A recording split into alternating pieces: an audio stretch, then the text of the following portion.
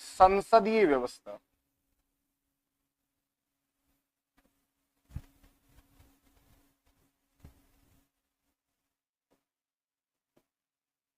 Parliamentary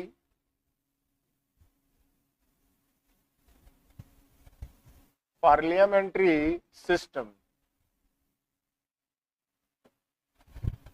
ये संसदीय व्यवस्था आप और हम सब जानते हैं कि ये हमने कहां से ली है। ये हमने ब्रिटेन से ली, यूके। क्योंकि इसे हम क्या कहते हैं, संसदों की जननी। अतः विश्व में जहां कहीं भी संसदीय व्यवस्था गई है, वो संसदीय व्यवस्था की उत्पत्ति कहां से हो रही है, उस संसदीय व्यवस्था का जनक कौन है, उसकी जननी कौन है, ब्रिटेन, यूनाइटेड किंगडम है। और क्योंकि भारत इस ब्रिटेन द्वारा शासित रहा तकरीबन 350 साल, इसलिए हमें इस व्यवस्था का अनुभव था और हमने अध्यक्षीय और संसदीय में से संसदीय व्यवस्था को अपनाया। अतः संसदीय व्यवस्था और अध्यक्षीय व्यवस्था में अंतर यदि हमें करना हो तो शासन के 3 अंग होते हैं, एक व्यवस्थापिका, एक कार्यपालिका और न्यायपालिका। इनमें से 2 अंग, एक व्यवस्थापिका और कार्यपालिका। व्यवस्थापिका और कार्यपालिका के आपसी संबंध तय करेंगे कि वहां उस देश में व्यवस्था संसदीय है कि अध्यक्षीय है। अर्थात व्यवस्थापिका और कार्यपालिका आपस में जुड़ी हुई है, इट मीन्स वहां पर पार्लियामेंट्री सिस्टम है। और यदि व्यवस्थापिका और कार्यपालिका में शक्ति पृथक्करण है और दोनों सेपरेट हैं, एक दूसरे के प्रति उत्तरदायी नहीं है, इट मीन्स वहां पर प्रेसिडेंशियल सिस्टम है, अध्यक्षीय शासन पद्धति है। अतः इसकी 3 दृष्टिकोण से मैं परिभाषा करना चाहूंगा कि संसदीय व्यवस्था से आप क्या समझते हैं। एक तो यूनिवर्सल परिभाषा, और फिर भारत में संघ में और राज्य में 2 प्रकार की परिभाषा वो। अतः वैश्विक परिभाषा पे चलता हूं मैं। ए, वैश्विक परिभाषा। देखिए, शासन के 2 अंग मैंने अभी आपको बताया कि एक व्यवस्थापिका और दूसरा कार्यपालिका।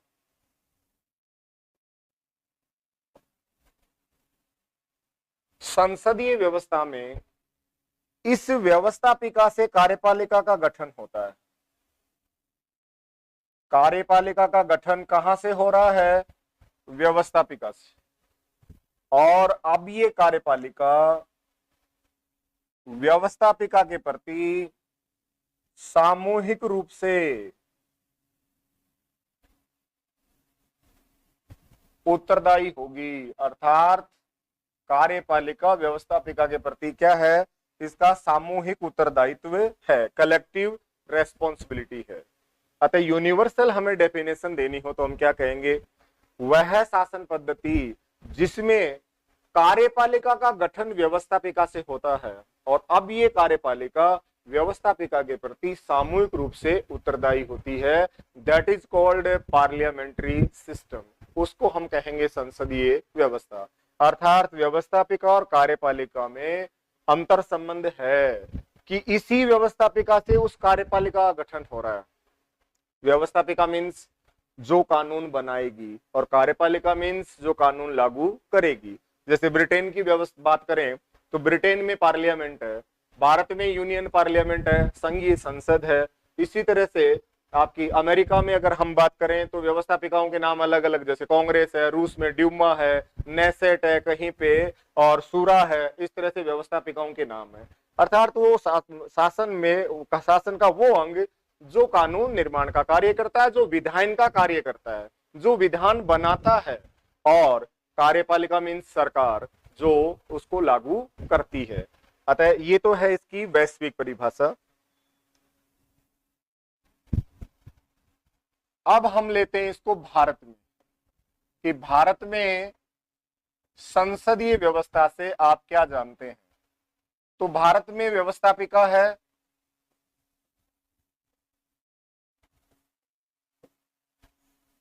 और कार्यपालिका है।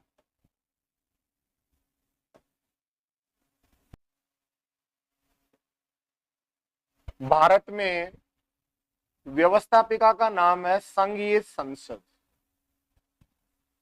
Union parliament. और इस संसद के 3 अंग हैं, प्रेसिडेंट, लोकसभा और राज्यसभा। और कार्यपालिका का मतलब है प्रधानमंत्री और उसकी मंत्री परिषद, यानी भारत सरकार। भारत में मैं संघ में संसदीय व्यवस्था आपको बता रहा हूं, अतः वहां कार्यपालिका संघ में कौन होगी?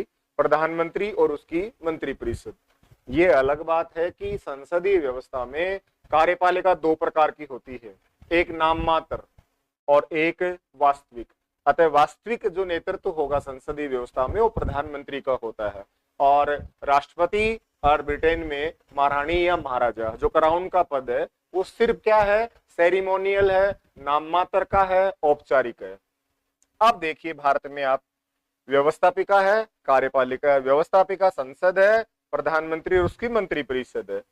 अब यहां हमारे यहां सरकार का गठन किससे होता है? प्रधानमंत्री और उसकी सरकार किस किस से मिलकर के बन सकती है? राज्यसभा और लोकसभा से मिलकर के गठन होता है। प्रधानमंत्री और उसकी मंत्री परिषद का गठन लोकसभा और राज्यसभा दोनों सदनों से होता है। इसलिए हम क्या कहेंगे कि व्यवस्थापिका से कार्यपालिका का गठन हो रहा है। हमारी संसद के दोनों सदन लोकसभा और राज्यसभा द्वारा भारत की कार्यपालिका, वास्तविक कार्यपालिका, प्रधानमंत्री और उसकी मंत्री परिषद का गठन होता है। और अब ये प्रधानमंत्री और इसकी मंत्री परिषद संसद के निम्न सदन लोकसभा के प्रति क्या होगी? सामूहिक उत्तरदायी होगी। अतः सामूहिक उत्तरदायित्व किसके प्रति है?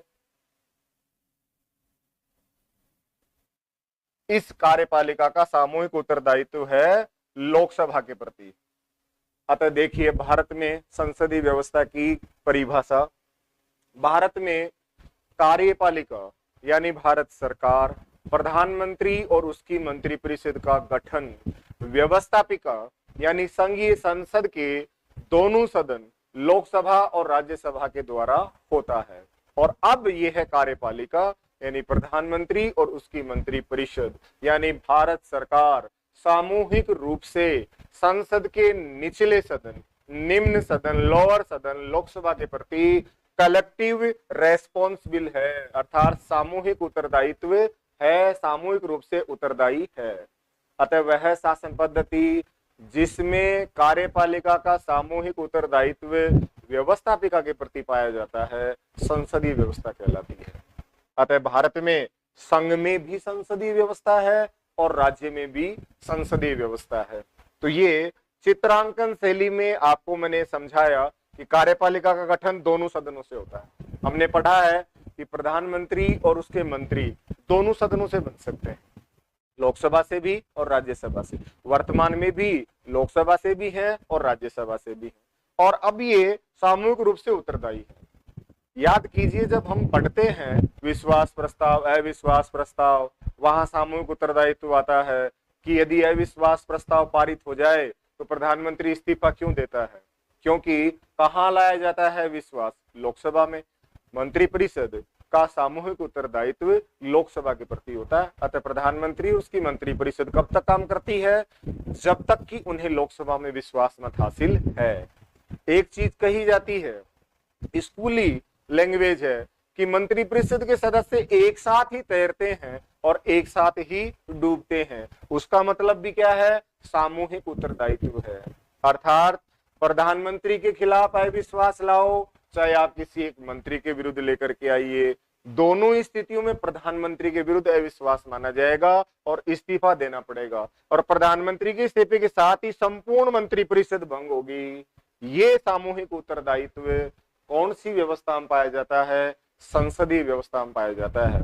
अध्यक्षीय शासन पद्धति में व्यवस्थापिका और कार्यपालिका अलग अलग है। जैसे अमेरिका में राष्ट्रपति एक निर्वाचक मंडल द्वारा गठित होता है और व्यवस्थापिका भी जनता के द्वारा और निर्वाचित होती है। अतः दोनों में क्या है, सेपरेशन है। राष्ट्रपति मंत्रियों को नियुक्त करता है कहाँ, अमेरिका में।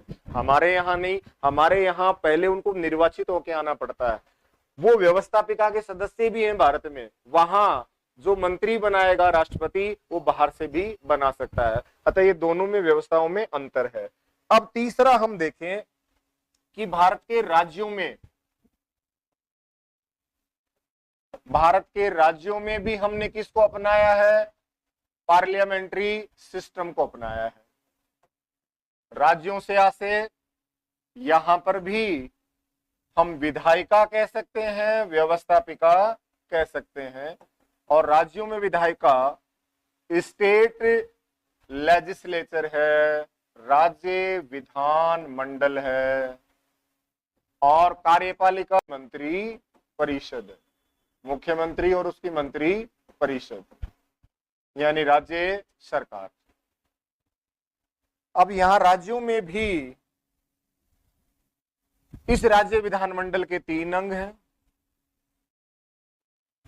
गवर्नर, विधानसभा और विधान परिषद।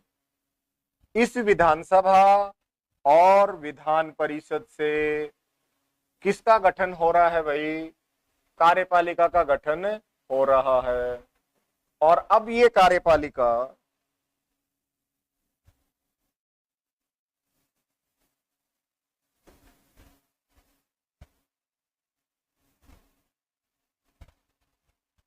कार्यपालिका सामूहिक रूप से किसके प्रति उत्तरदायी होगी, इस कार्यपालिका का सामूहिक उत्तरदायित्व किसके प्रति होगा,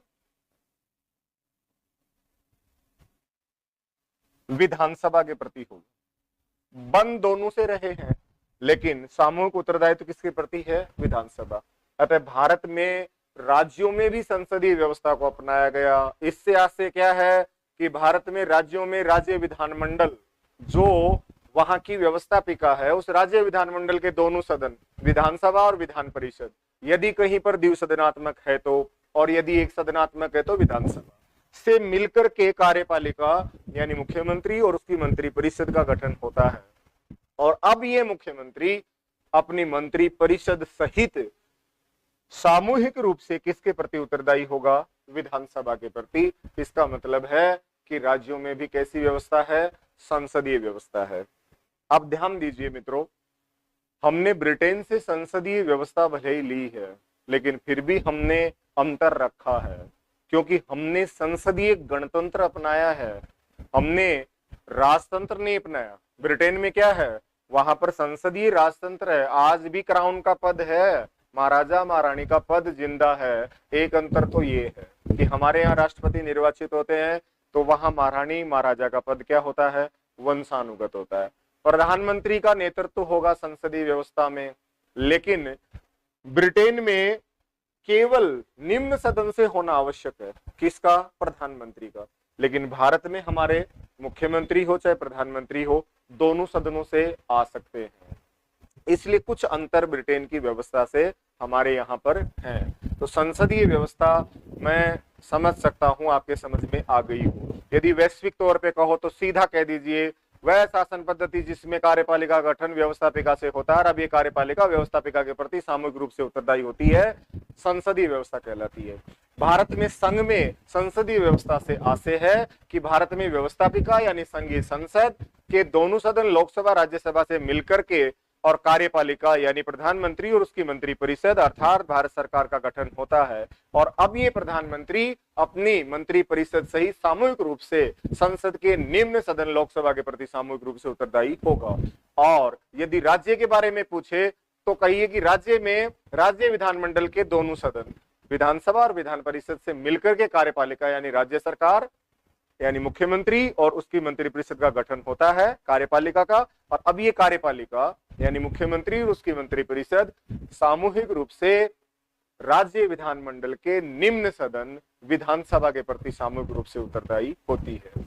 ये संसदीय व्यवस्था है और ये हमें संविधान की विशेषताएं, प्रत्येक परीक्षा में संविधान की विशेषता डाल रखी है, वहां से पूछ लेता है। कौन से पोर्शन में? जीके वाले में।